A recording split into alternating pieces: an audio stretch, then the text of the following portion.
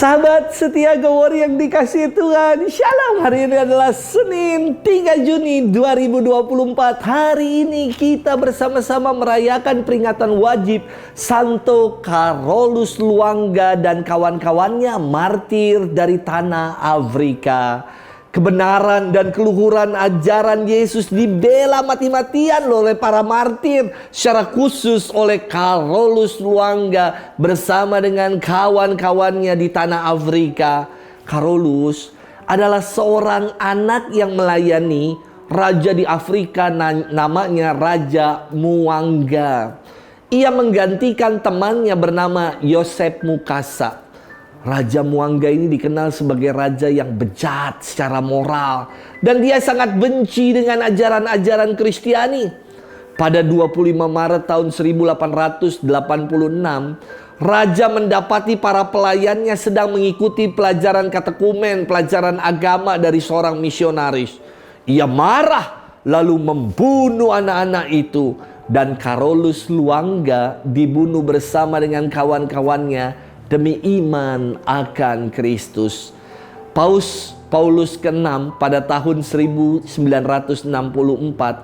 menyatakan mereka semua yang telah dibunuh di tanah Afrika itu sebagai kudus. Santo Carolus Luanga dan kawan-kawannya. Hari ini kita akan bersama-sama merenungkan firman Tuhan yang diambil dari Injil Markus 12 ayat 1 sampai dengan 12. Mari kita siapkan hati kita. Haleluya, haleluya, haleluya. Yesus Kristus, Engkaulah saksi yang setia, yang pertama bangkit dari alam maut. Engkau mengasihi kami dan mencuci dosa kami dalam darah-Mu.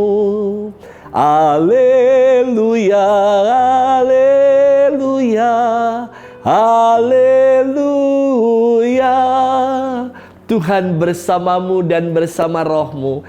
Inilah Injil suci menurut Markus. Dimuliakanlah Tuhan.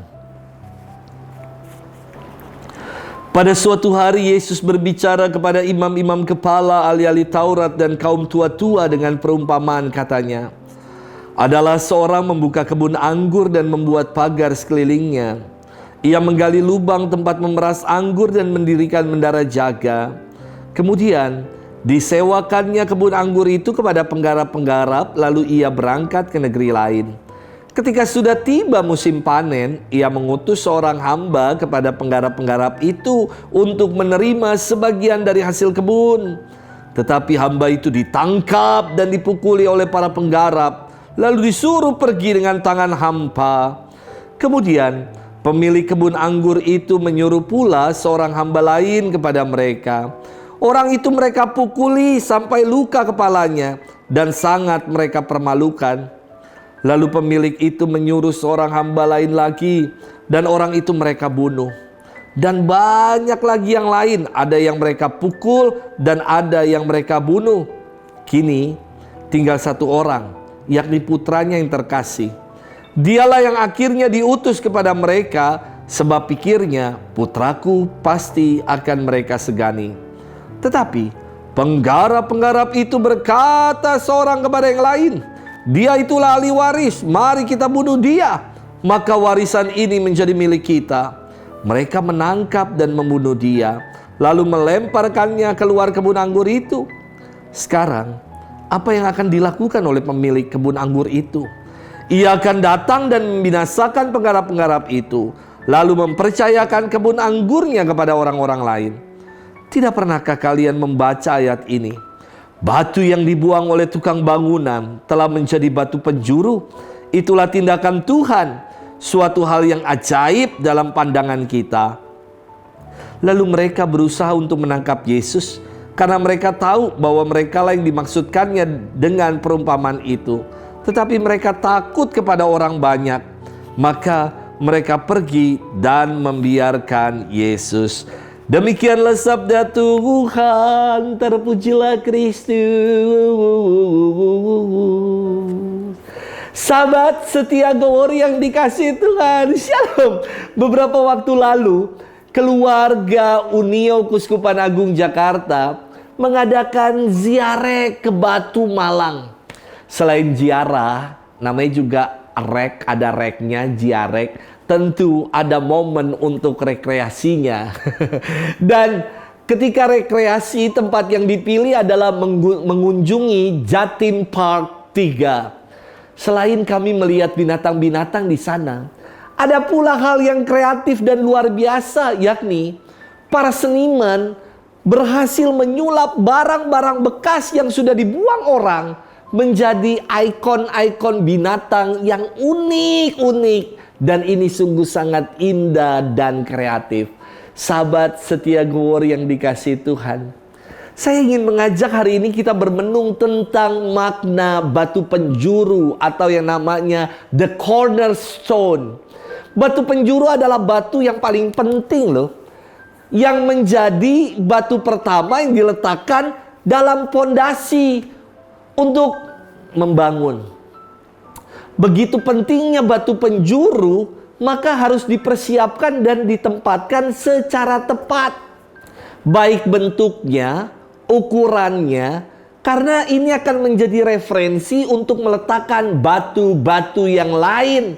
Yesus bersabda, batu yang dibuang oleh tukang-tukang bangunan justru menjadi batu penjuru. Yesus hendak menyamakan dirinya dengan batu yang dibuang oleh kita, oleh para ahli Taurat, oleh orang-orang Farisi, oleh mereka yang tidak percaya kepadanya. Namun batu ini justru menjadi batu yang luar biasa, yakni menjadi batu penjuru. Mereka yang menolak dan tidak percaya dengan Yesus disamakan dengan mereka itu sebagai tukang-tukang bangunan yang justru malah membuang batu yang istimewa. Mereka disamakan dengan penggarap-penggarap kebun anggur yang tidak tahu diri, yang justru tidak mau menerima utusan dari Allah. Sahabat setia Gowor yang dikasihi Tuhan, bagi mereka yang tidak percayakan Yesus, justru hanya menganggap Yesus hanya seperti batu sandungan. Sama seperti penggarap kebun anggur yang tidak tahu terima kasih, tidak tahu diri, diberi pekerjaan, diberi lahan, tetapi tidak mau menyerahkan hasilnya. Namun mereka yang menjadikan Yesus sebagai batu sandungan akan menyesal. Sebab ini bukan batu sandungan, tetapi batu penjuru yang akan menghantar orang-orang yang percaya pada keselamatan. Jangan tinggalkan Yesus, jangan tinggalkan Tuhan. Sebab dialah batu penjuru yang akan menghantar kita sampai pada keselamatan. Selamat bermenung dan Tuhan memberkati kita selalu dalam nama Bapa dan Putra dan Roh Kudus. Amin.